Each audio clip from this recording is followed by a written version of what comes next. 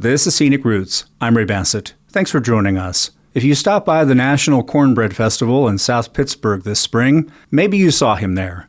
Bryan Roof is executive food editor for Cook's Country and an on-screen test cook for America's Test Kitchen, which airs on public television stations across the country, including on our public media partner, WTCI PBS. I spoke with Bryan at WUTC in late April on his way to the Cornbread Festival. Bryan, thanks for joining us. Thanks for having me, Ray. Let's talk about let's talk about where you grew up. You bounced around quite a bit. That had to have shaped your relationship and your interest in food. Yeah, absolutely. I was born in the Philippines, was there for a year or two, moved to Florida. My brother was born there. We moved back to the Philippines and Florida in several different cities, in South Carolina, Florida, Georgia. Then I went to school in North Carolina and a little bit in New York City and a little bit in Washington State. Yeah, so I was exposed to a lot of different cuisines, and my mom was also this fantastic world traveler when she was younger, and she traveled to Spain, Japan, Korea. So she would make all these different dishes. My dad was deeply Southern, so he was a master of barbecue, and we did a lot of grilling out, but then we'd also have paella or Japanese noodle salads or wontons. Quite a mix. Talk about fusion. Yeah, it was quite a good time. It might be hard to choose, but what were some favorite recipes, favorite food traditions in the family growing up? One of the earliest food memories I have, and I probably by all means should not even remember this, is our Filipino nanny making lumpia, chicken adobo, whole fried fish. I was small, but those are like the earliest food memories I have. I was just sitting around eating that and then running around the house like a maniac, all worked up on sugar. But yeah, I love that. My parents would always, like I said, living in the South, it was always meat on the grill too. That was the standard. And my mom made all the Southern side dishes, though she knew how to make so much more. When did you realize that your connection to food, your interest in food, your passion for food was becoming something professional for a career? You know, it was an interesting turn of events. After high school, I was a little bit lost. I didn't have any strong aspirations. I didn't know what I wanted to do. So I floated around for a bit doing odd jobs. And at one point, I was studying to get certified in HVAC work, and I purchased the book and went home and started reading the book. And I said to myself, I don't think I'm really interested in this. And at the time, I was living in Savannah, Georgia, and there was a Johnson & Wales University in Charleston, South Carolina at the time. And I just was like, one thing I think I could do, I feel drawn to cooking. So I just dropped everything. Within like a month and a half, I'd turned it completely around, moved out of that apartment, moved to Charleston, registered for the January semester of school, and just started going. And then how did that journey bring you to what you do now, whether we're talking about America's Test Kitchen or Cook's Country? It was a long journey there. I bopped around in restaurants throughout South Carolina and North Carolina, and then was looking for a change. Was either going to move to New York or Boston, and I ended up landing in Boston. Soon after I got there, I met my wife, and she was a teacher. She was off every night, weekend, and holiday, and as a chef, I was working every night, weekend, and holiday. So I went back to school for nutrition and dietetics, hoping to land a regular 9-to-5. But as I graduated from that degree, I didn't feel a passion towards it. My chef, I was still working part-time. My chef at the time, his wife worked in America's Test Kitchen, so I kind of knew it existed in Boston. And I applied, and I started there in 2006. I was working on the book team for probably a couple years, and I went over to Cooks Illustrated for 3 years. And then eventually I landed the food editor gig at Cook's Country. Talk about the differences between the shows if we're talking about America's Test Kitchen versus Cook's Country. America's Test Kitchen is largely fueled by the magazine Cooks Illustrated, which is the sister magazine to Cook's Country. And that's heavily driven by science and technique, whereas Cook's Country is more about telling the stories of the food and the people who make the food. There's still a lot of discussion of technique, but we talk about regionality, why it's important to move around, the different cultures that influence the way we eat in the United States. What's it like to film these shows? Because anybody who has any experience in broadcast or video or film, there's a certain element of, because you want to tell the story and you want to get the images right along with everything else, at times there can be a certain hurry up and wait when it comes to the production. Yeah, when you're filming out on the road, when you're in travel shoots, they're long days. I was talking to another PBS chef the other day, and we agreed that it takes about 1 hour of shooting to land 1 minute of TV. So it's a lot. It's a lot more than anyone would guess. Before I ever was on the set of a TV show or a cooking show, I thought it was one guy holding the camera and we were just cooking all the way through. But you get there and there's wires and cameras and everything's going on, and it's a big production. And we talk about America's Test Kitchen focusing on technique. What are some things that you have encountered through that show that have evolved how you look at food, improved how you create as a chef? I was mired down deep in the recipe development for America's Test Kitchen and Cooks Illustrated for a number of years. So I think what really changes the way you cook is to really examine every element that you take for granted with food. The way you put your knife against the food, the way you season food, the way you flip a steak on the grill. There's always something that exposes itself if you're willing to pay attention and look and just notice the details. There's so much about cooking that I think through repetition people just take for granted. But once you start opening your eyes and looking at it, I remember this one story. It was a freelancer came in and was giving us a story for Jamaican oxtails.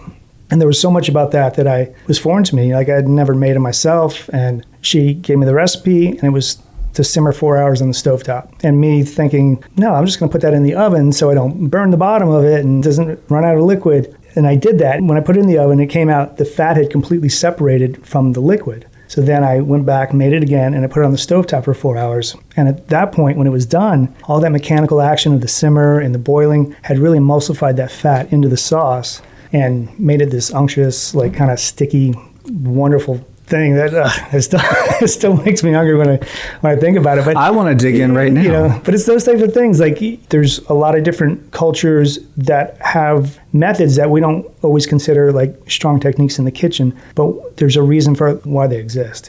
And then with Cook's Country, the emphasis on the regionality of food in this country, across this country, the people who make the food. There's something about a well-prepared dish when you know the person who made it and you know their story.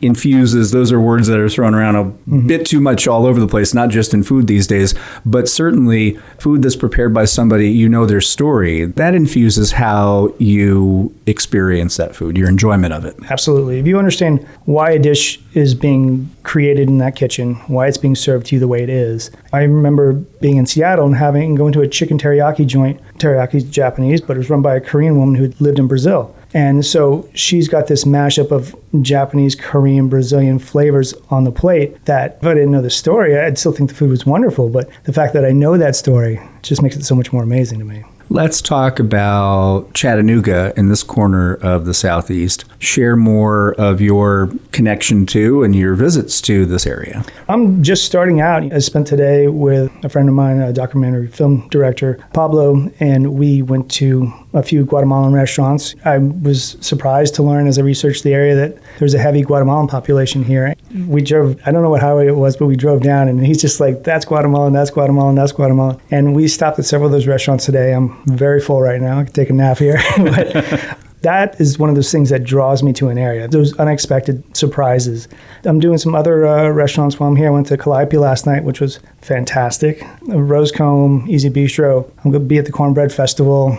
Always so delighted when I land in a town. Obviously, I do some research, but once you're on the ground in a place, it really opens up even more. Not everything exists on the internet. You have to know the right people, walk the right streets, and ask the right questions. And talk more about the publications that are connected to the TV shows. Right. So for America's Test Kitchen, that's largely fed by the magazine Cooks Illustrated, which has been in publication since 1993, I believe, maybe 92. It's like a science-driven publication. They focus a lot on the science and technical aspects of cooking, whereas Cook's Country TV is fed by Cook's Country Magazine. We still touch on the techniques behind the dishes and the techniques behind home cooks and what they offer. But again, we focus on the regionality of the food, the stories behind the food, why that food is important to the community it exists in, why that food like really defines what American cooking is today. And then beyond your visit to Chattanooga, you've got something in the works for this summer. Yeah, I have a new show coming out. It's called On the Road. It'll be going to streaming sometime midsummer. It's basically all of 2024. We shot 8 30-minute episodes, in Georgia, Oregon, California, Texas, all over the place. Just really getting into the stories behind the food,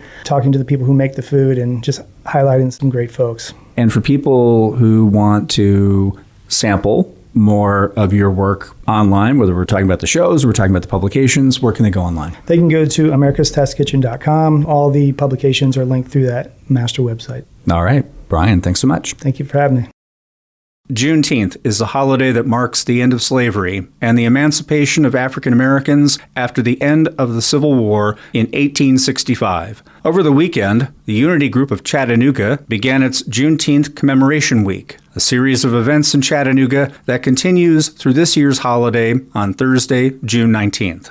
This is a time that brings us together. It's not that Juneteenth supersedes the 4th of July. It coincides with the 4th of July because we should be thankful and appreciative that we live in a country as great as the United States. And I remember former President Bush said that a great nation faces its challenges and it tells the truth and then it tries to heal and move forward. And we are a great nation, Ray, and we should be celebrating the 4th of July. Juneteenth and the 4th of July are interlinked. We always say that the 4th of July is what freed the land, but it was Juneteenth that freed the people. And so we look at it as one continuous celebration and recognition that we are, in America, are still the land of the free and the home of the brave.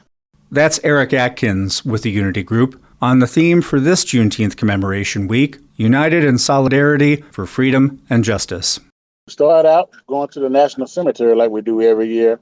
You know, the United States Colored Troops had a big hand in building the cemetery and constructing it. So we find it fitting and proper to go pay our respects there every year. And Sunday we were out at Bethlehem Wiley Baptist United Methodist Church. And you know, that church is historic. Some of Chattanooga's first citizens helped build that church and was mainstays at that church. And so it was also a hospital during the Civil War. So very interesting paying respects to Bethlehem Wiley and that historic congregation.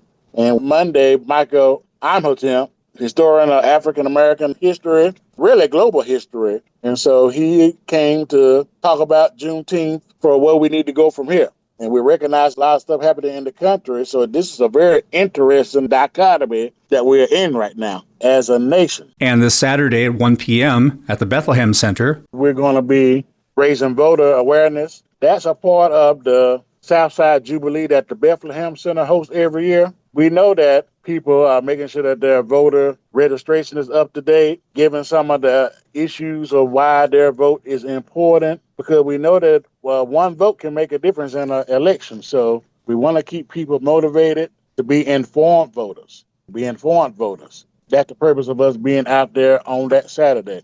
And next Wednesday, June 18th, the day before Juneteenth, at Community Haven. That's called Freedom Feeds Us, Planting Seeds of Self-Determination. And you know, we've been having a lot of problems throughout the Chattanooga community about groceries closing. Some of them are labeled food deserts. And that's when you don't have grocery stores within a 1 mile radius of communities. So it limits your healthy food options. And also, a lot of people rely on those grocery stores for pharmacy needs also. And so this event will be talking about some of the historic nature, farming, and how it's tied to Juneteenth. You know, when people were in chattel slavery, that was agricultural. They had to be quite creative, whether they were planting sugarcane or rice or any number of vegetables or, you know, even food. And so we thought this would be a good opportunity to highlight what are some of the solutions, such as community gardens, such as community co-ops, and how communities can be more self-sustaining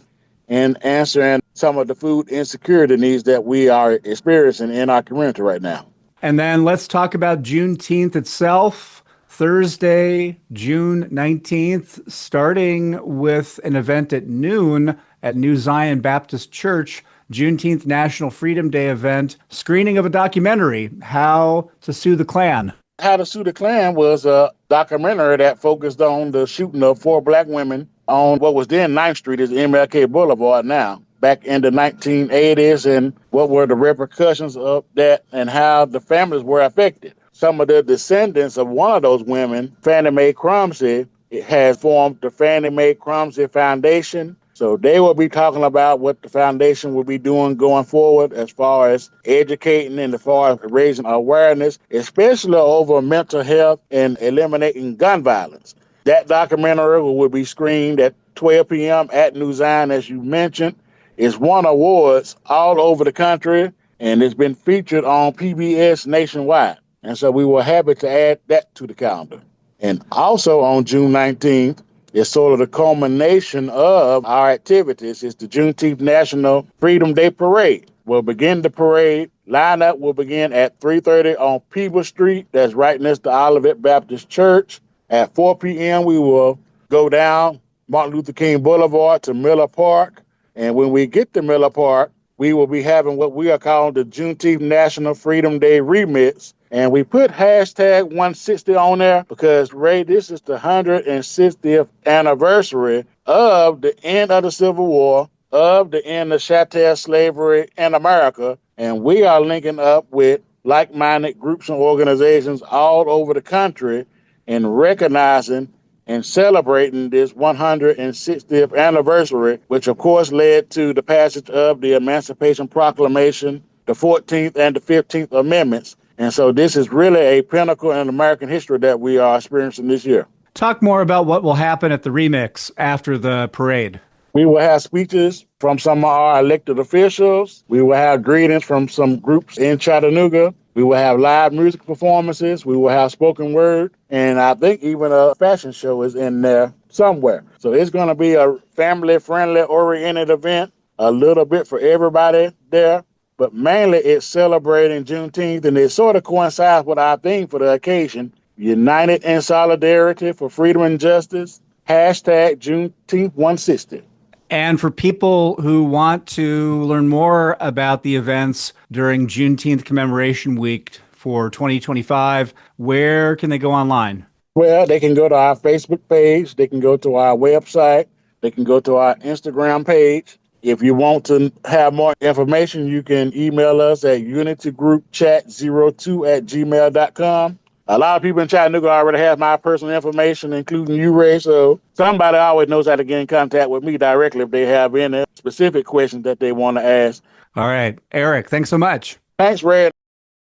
This weekend, the gardens are calling. 5 on Signal Mountain, 1 in Hickson. They are the destinations on the annual garden tour presented by the Master Gardeners of Hamilton County on Saturday from 10 a.m. to 5 p.m. and Sunday from 11 a.m. to 5 p.m. Fran Geyer is with the Master Gardeners. Chrissy Olivero is with Alter Eco Farms in Hickson, one of the destinations on the tour.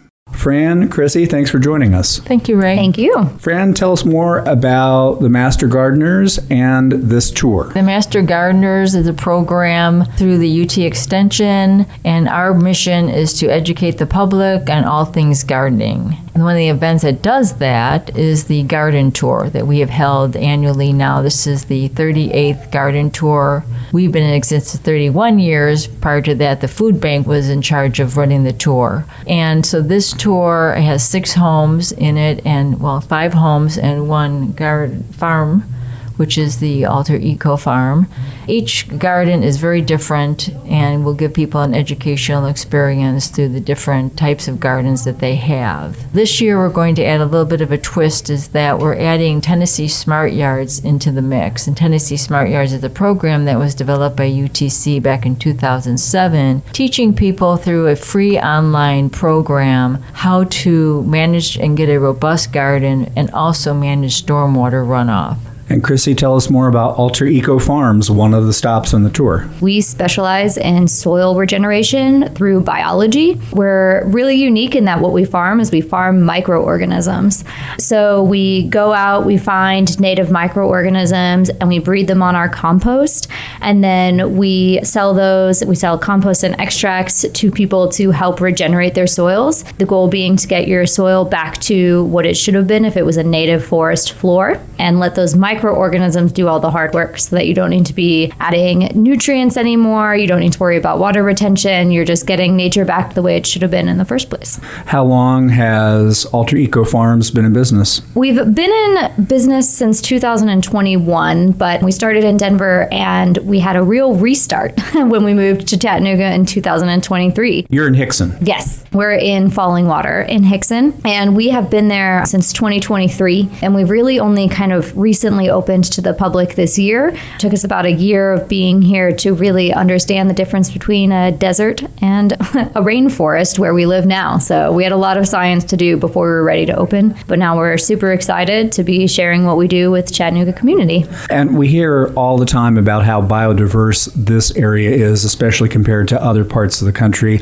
And we see that when we talk about gardening. We see that when we talk about a business like Alter Eco Farms. Absolutely. We couldn't even begin to learn all of the biodiversity in this area in the time that we've been here. It will take us our entire lifetime. This is an amazing place to live. It's an amazing place to grow, an incredible place to farm and garden. We really love it here. Even if you go from Lookout Mountain to Signal Mountain to the valley, it's a whole different story in your gardening. And so even when we're trying to plan this garden tour, where it's going to be, what's going to be blooming when, and are we going to be able to show somebody something? If I'm in Lookout Mountain, we had to have the tour later than if down in the valley. So that's a big thing. And it's like Lookout Mountain has this loamy soil, limestone type soil, much easier to grow than if you're like where I live on a ridge, which is pretty much a new word I learned when I moved here, chert. And so you have to take that into consideration. And talk more about the other stops. Very diverse in the type of gardening we have. One is a very small garden, very compact garden, downtown, Old Signal Mountain. The couple that has that garden, everything in their garden has been either borrowed or found. They have, for example, 100-year-old bricks that they use to put in the pathways. All their plants came from family or friends. They've done a lot of reuse and recycle with items in their garden. So that's very good, because a lot of people said, I have a small space, I can't garden. I don't know what to do with a small space. And this is an example of that. And then we have another garden who is whole other end of the spectrum, professionally landscaped garden. The owner doesn't really know a lot about plants, but she does know enough to add things into her garden, like a 3-tier rain garden, because she was very concerned about stormwater runoff. They also implemented a cistern to take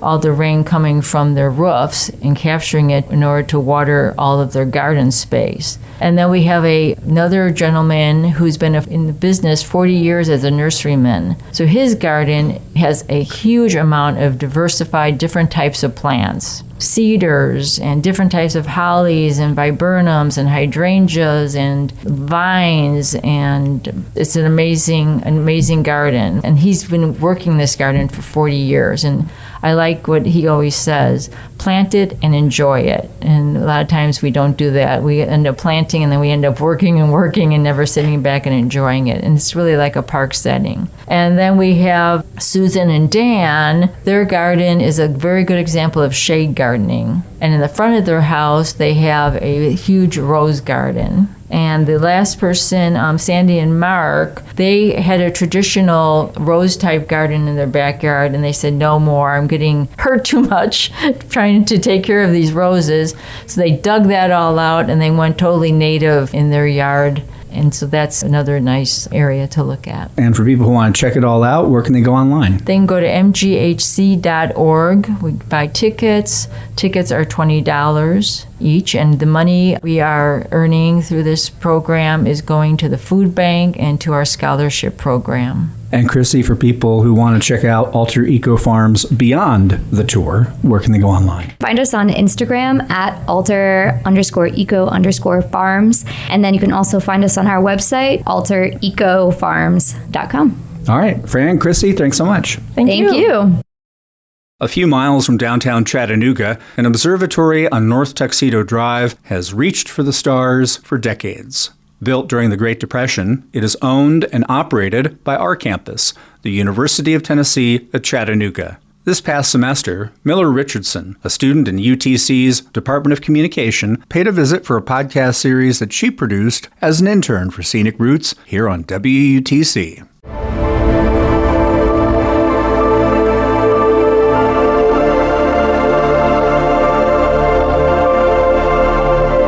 The University of Tennessee at Chattanooga is the proud owner of the Clarence T. Jones Observatory. Its purpose is to bring the universe to Chattanooga to engage students, inspire change, and enrich the community. I'm joined today by Kevin Hahn, an adjunct professor at the University of Tennessee at Chattanooga.